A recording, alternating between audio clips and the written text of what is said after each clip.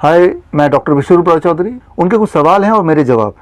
पहला सवाल, ये सारे सवाल ब्लड प्रेशर से जुड़े हुए सवाल है। पहला सवाल है, आप डायबिटीज़ को बीमारी नहीं मानते, क्या बीपी के साथ भी ऐसा ही है? एग्जैक्टली ऐसा ही है। मैं आपको एग्जांपल से एक्सप्लेन करता हूँ, 1 मिनट लगेगा समझने में आपको। एक पेशेंट जैसे ही वो डॉक्टर के ऑफिस में जाता है, जैसे वो डॉक्टर को देखता है, उसका ब्लड प्रेशर बढ़ना शुरू हो जाता है।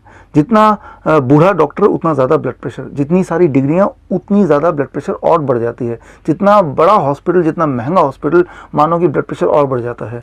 तो वो जो ब्लड प्रेशर है वो उस पेशेंट का अपना एक्सेस ब्लड प्रेशर नहीं है, that is because of the doctor itself. और जैसे ही वो हॉस्पिटल से बाहर निकलता है, ब्लड प्रेशर दोबारा नॉर्मलाइज हो जाता है। इसे कहते हैं मेडिकल भाषा में व्हाइट कोट सिंड्रोम।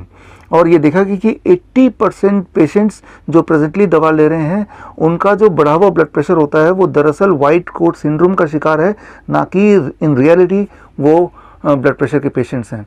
सो 80% लोग आप में से जो लोग दवा ले रहे हैं, एक्चुअली आपको दवा की आवश्यकता ही नहीं है, वो सिर्फ मोमेंटरली होता है। आपका अगला सवाल है, बीपी बढ़ना ज़्यादा खतरनाक है या कम होना? कैसे समझ आता है कि बीपी कंट्रोल में नहीं है? देखिए, बोथ द वेज। बहुत ज़्यादा होगा तो भी दिक्कत आ सकती है, बहुत कम रहेगा हमेशा तो भी दिक्कत आ सकती है। अब बहुत ज़्यादा कितना होता है? 160/100 से नीचे कुछ भी है तो वो बहुत ज़्यादा नहीं मानेंगे। हाँ, 160/100 लगातार रहता है, घर पे भी, हर मौके पे भी, तो उसे ज़्यादा बोल सकते हैं। सिमिलरली 100/60 तक ओके है, उससे नीचे लगातार रहता है तो वो कम बोल सकते हैं। लेकिन यहाँ भी जैसा आपने पूछा है कि कैसे पता चलेगा बीपी ज़्यादा है या कंट्रोल या कम है? जब आपको डिस्कम्फर्ट होगा, हेडेक होगा, लेथार्जिक होगा, वीकनेस होगा, तो ये सारे इंडिकेशंस हैं कि blood pressure is not in the right place. So अगर कोई सिम्टम नहीं है तो जो आपका ब्लड प्रेशर है वो आपके लिए ठीक ब्लड प्रेशर है, need not to worry about it.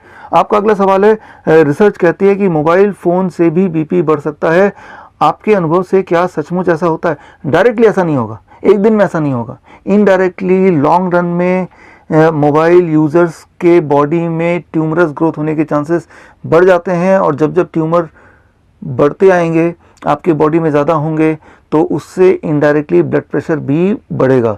So blood pressure का बढ़ना कोई बीमारी नहीं है, वो सिम्टम ज़रूर हो सकता है कि बॉडी में कोई नेगेटिव बदलाव आया है। आपका अगला सवाल है, किसी को बीपी की परेशानी हो तो उसे सबसे ज़्यादा किस चीज़ से डरना चाहिए?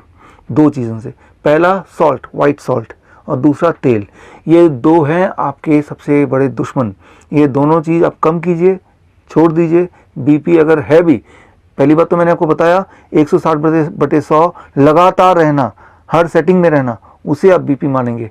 आपका अगला क्वेश्चन है, गुस्से में बीपी बढ़ना एक मुहावरा या व्यंग्य की तरह लिया जाता है, क्या गुस्से लोग बीपी का ज़्यादा शिकार होते हैं?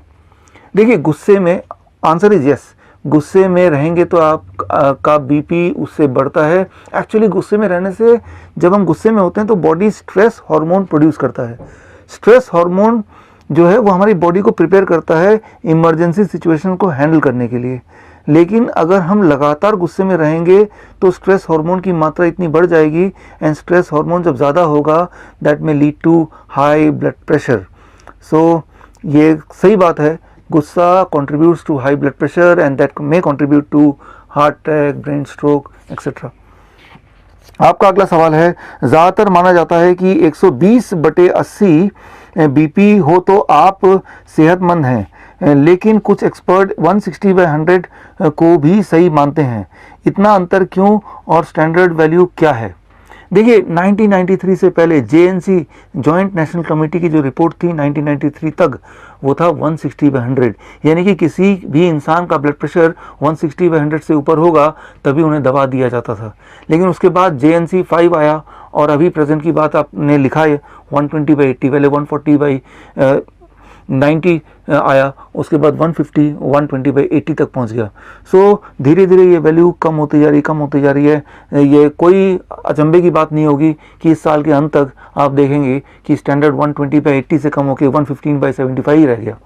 बोलने का मतलब ये है कि धीरे धीरे under the influence of pharmaceutical company ये जो आंकड़े हैं ये स्क्वीज होता जा रहा है, और जैसे जैसे आंकड़ा स्क्वीज होता जा रहा है, क्या हो रहा है, वैसे वैसे ऐसे लोग जो ब्लड प्रेशर की दवा जिनको रिकमेंड की जा रही है उनकी तादाद बढ़ती जा रही है। ऑल्दो दे आर हेल्दी, लेकिन सिर्फ कागज़ में दिखाया गया है, साबित किया गया है कि आप एक पेशेंट हैं।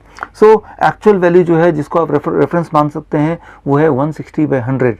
अच्छा, ये आप मेरी बात मत मानिए, इसके लिए आप रेफर कीजिए कॉकरेन डेटाबेस 2018। कॉकरेन डेटाबेस 2018 की रिपोर्ट ये कहती है अगर किसी का ब्लड प्रेशर 160/100 से नीचे ऑलरेडी है तो उसे दवाई देने से कोई फ़ायदा नहीं है। दवा देके ब्लड प्रेशर को और घटाने से फ़ायदा की जगह नुकसान है। हाँ, अगर पेशेंट का या किसी भी इंसान का ब्लड प्रेशर 160/100 से ऊपर है और लगातार है, तभी वो असली हकदार है दवाओं का या लाइफस्टाइल को चेंज करने का। सो 160/100 is the authentic point of reference, और ये साबित किया है कॉकरेन कोलैबोरेशन 2018 की रिपोर्ट में भी। आपका अगला सवाल है, डायबिटीज़ कंट्रोल की तरह क्या खाने पीने की आदतों का कोई फार्मूला है जिससे हर कोई अपना बीपी कंट्रोल कर सके? फार्मूला है, बहुत ही आसान। पहली चीज़, क्या नहीं लेना है। याद रखिए, कोई भी चीज़ जो एनिमल से आती है, जानवरों से आती है, उसे परहेज, उसको नहीं लेना है। जैसे डेयरी प्रोडक्ट है, एनिमल फूड है, चिकन, मटन, फिश, अंडा, ये सब चीज़ नहीं लेना, पहली चीज़। दूसरा, नमक और तेल, मैंने पहले ही बताया। एक्चुअली नमक क्या करता है, नमक आपके बॉडी में पानी को स्टोर कर देता है, और जितना ज़्यादा पानी स्टोर होगा उतना ब्लड प्रेशर बढ़ेगा। तो इन चीज़ों को हटाना है। दो चीज़ ज़िंदगी से हटानी है और दो चीज़ जोड़नी है। वो क्या जोड़नी है? बहुत ही सिंपल बात है। पूरे दिन भर में आपको ये देखना है कि आपके पूरे डाइट का कम से कम 50% पार्ट फ्रूट्स एंड वेजिटेबल हो, फ्रूट्स एंड रॉ वेजिटेबल। मानो पूरे दिन भर में आप 2 kg खाना खाते हैं तो क्यों ना 1 kg सिर्फ फल और सब्जी हो, कच्ची सब्जी, सलाद जिसे कहते हैं, राइट। अगर ये कर लें तो आपका ब्लड प्रेशर अगर 160/100 से ऊपर रहता है तो वो रह नहीं सकता। It will take only 3 days, 72 hours to get back to the normal blood pressure without medication. यहाँ अगला क्वेश्चन है, हम भारतीय नमक भी खूब खाते हैं और चर्बी पर भी कंट्रोल नहीं करते, ऐसे में बीपी कब और कितना खतरनाक बन जाता है? ऐसे में बीपी बहुत खतरनाक बन जाता है। एक्चुअली क्या होता है, जैसे मैंने बताया, नमक पानी को रिटेन करता है और आपका बॉडी फूलता जाता है, that is a excess water retention. और एक्सेस वाटर से सूजन होने लगती है, किडनी फेल होने लगता है, हार्ट ठीक से काम नहीं करता है, आपके बॉडी के हर ऑर्गन पर बहुत ही बुरा प्रभाव पड़ता है। आप एक्सपेरिमेंट करके देखिए, 3 दिन के लिए आप नमक छोड़ दीजिए, आप देखेंगे आपका वेट भी करीब 3 kg या 1.5 से 3 kg आपका वेट घट जाएगा। तो वो जो घटा वेट है वो फैट बर्न नहीं हुआ, वो आपकी बॉडी में जो एक्स्ट्रा वाटर था वो गायब हो गया। अब साथ में आप अपना ब्लड प्रेशर देख लीजिए, वो भी आपको कम मिलेगा। सो यानी कि वो जो एक्स्ट्रा वाटर था वो आप ढो रहे थे, वो आपके बॉडी के लिए, हार्ट के लिए, इवन लंग्स के लिए, किडनी के लिए बहुत बड़ा बर्डन था। सो यही मैं बोलूँगा कि नमक को आप ख़त्म कीजिए। कैसे? एक याद रखिए बात, बहुत ही सिंपल। इंसान का बना हुआ कोई भी वस्तु में नमक खूब होता है, सोडियम बहुत ज़्यादा होता है। बिस्किट है, ब्रेड है, कोई भी पैक्ड फूड है। और भगवान के बने हुए किसी भी वस्तु में सोडियम, नमक बहुत ही कम होता है, जैसे fruits and vegetables, nuts, seeds, green leaves. So आप कोई भी चीज़ जब खाएं तो अपने आप से पूछिए, ये भगवान ने बनाया या इंसान ने बनाया? भगवान ने बनाया तो फ़ौरन खा लीजिए, उसे कुक करने की आवश्यकता नहीं है। ऐसा कर पाएंगे तो आपकी बीपी अगर बढ़ी है तो घट जाएगी, और बढ़ी नहीं है तो बढ़ेगी नहीं। अगला क्वेश्चन यह है, क्या बच्चों को भी बीपी की समस्या होती है? बच्चों को बीपी की समस्या होती है, डेफिनेटली होती है। अगर हाँ तो किस उम्र से और किन बातों का ध्यान रखना चाहिए? करीब 15 साल, 16 साल। उससे पहले बॉडी क्या करता है, बॉडी का एकोमोडेटिव मैकेनिज़्म है, डाइवर्जन मैकेनिज़्म है, जिसकी वजह से वो सॉल्ट कितना भी खाएंगे, चर्बी कितना भी खाएंगे, उसके बाद भी ब्लड प्रेशर एक पर्टिकुलर रेंज के अंदर ही रहेगा, because it will contribute to something else, right. वो बर्डन करेगा हार्ट और बर्डन करेगा किडनी पे ब्लड प्रेशर को मेंटेन करने के लिए। लेकिन 16 साल के बाद ये मैकेनिज़्म बॉडी का धीरे धीरे एकोमोडेटिव जो मैकेनिज़्म है वो कम होने लगता है। As a result of that 16 साल के बाद भी बच्चे बीपी के पेशेंट बनना शुरू हो जाते हैं। बीपी का पेशेंट मतलब ब्लड प्रेशर हाई 160/100 से। लेकिन ब्लड प्रेशर एक सिम्टम है, वो कोई बीमारी नहीं है। ब्लड प्रेशर ज़्यादा का मतलब ये है कि बॉडी में कुछ गड़बड़ है। मैं आपको उदाहरण से समझाता हूँ। ये पाइप है, ये मैं वाटर में फिट कर देता हूँ, टैप में फिट कर देता हूँ, मान लो ये पाइप, और पानी यहाँ से बह रहा है। अब वाटर का प्रेशर है पानी टैप पाइप के अंदर। अब पाइप को अगर मैं दबा दूंगा तो यहाँ वाटर प्रेशर बढ़ेगा या घटेगा? बढ़ जाएगा, वाटर प्रेशर बढ़ जाएगा। डायमीटर जैसे जैसे पाइप का घटेगा वैसे वैसे वाटर प्रेशर बढ़ेगा। Clear? Less diameter of the pipe, more water pressure.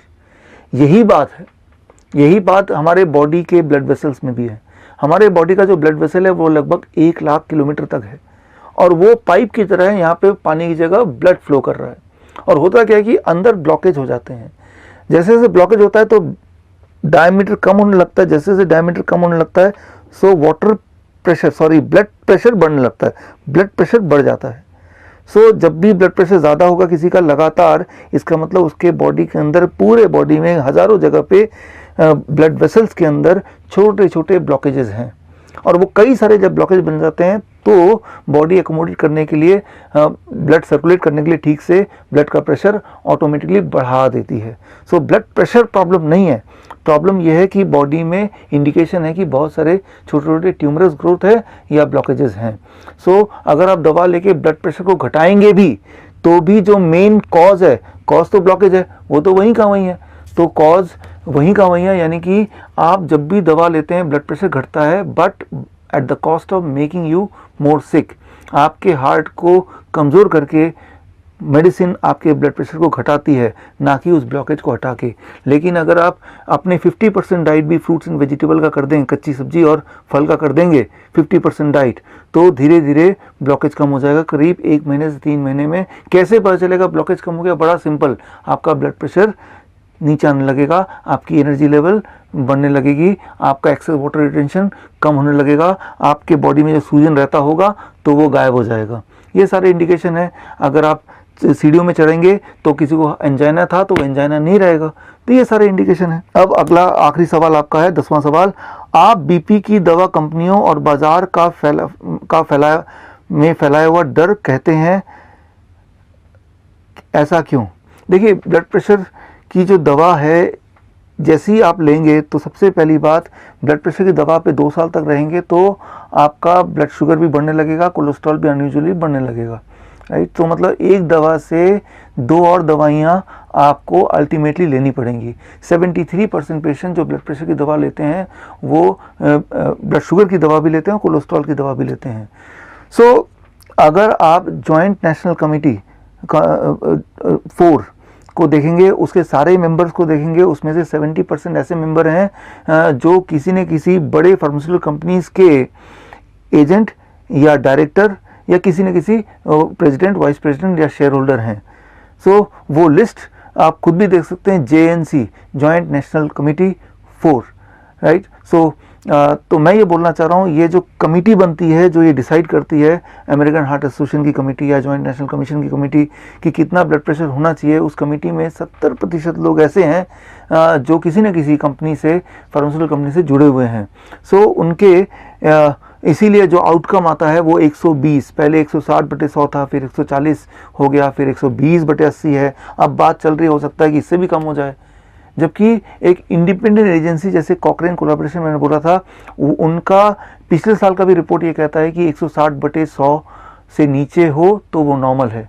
ज़रा सोचिए, एक तरफ कॉकरेन कोलैबोरेशन 160 अभी भी बोल रहा है, और एक तरफ अमेरिकन हार्ट एसोसिएशन या JNC जैसे लोग इसको लगातार घटाते जा रहे हैं, राइट। तो कहीं ना कहीं तो घोटाला है ही। और आप ये पाएंगे जैसे ही आप दवा शुरू कर देंगे, दवा शुरू करने के बाद ब्लड प्रेशर तो कम दिखेगा, लेकिन आपके हेल्थ प्रॉब्लम साथ में जुड़ते चले जाएंगे। क्योंकि याद रखिए, ब्लड प्रेशर अपने आप में कोई बीमारी नहीं है, ब्लड प्रेशर तो इंडिकेशन है कि कोई बीमारी आपके बॉडी में है, कोई ब्लॉकेज या ट्यूमर है जिसकी वजह से बॉडी ने अपनी ब्लड प्रेशर को बढ़ा दिया है। तो एक बीच का रास्ता ये कर सकते हैं, अगर आपको ब्लड प्रेशर घटाना ही है, अपने डाइट का 50% आप फ्रूट्स एंड वेजिटेबल कर दीजिए और animal food and PAT food को छोड़ दीजिए। बस यही आपकी दवा है, उसी से आपका ब्लड प्रेशर मेंटेन हो जाएगा, और अगर बॉडी में कोई ब्लॉकेज वगैरह है वो भी चला जाएगा। सो ये आप अपना सकते हैं, जिसमें कोई नुकसान नहीं है। लेकिन एक बात है, अगर इसको अपनाया तो ब्लड प्रेशर एकदम से गिरेगा, तो ब्लड प्रेशर की मेडिसिन आप पक्का ही छोड़ दीजिए, नहीं तो हाइपरटेंशन की जगह हाइपोटेंशन हो जाएगा, वो और ख़तरनाक बीमारी है। सो मेरी ये सलाह है कि आप इस डाइट पे आइए, ब्लड प्रेशर ड्रॉप करने लगेगा पहले 2-3 दिन के अंदर, तो दवा को आप एकदम छोड़ दीजिए, नहीं तो और ख़तरनाक हो जाएगा। With this I conclude the answer to all this questions. All the best, this doctor